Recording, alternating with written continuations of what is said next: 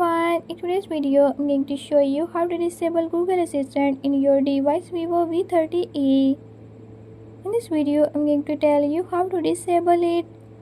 But before we get started, don't forget to hit the subscribe button and press the bell icon so you never miss out on new videos and stay updated on all the latest tips and tricks. Let's get started.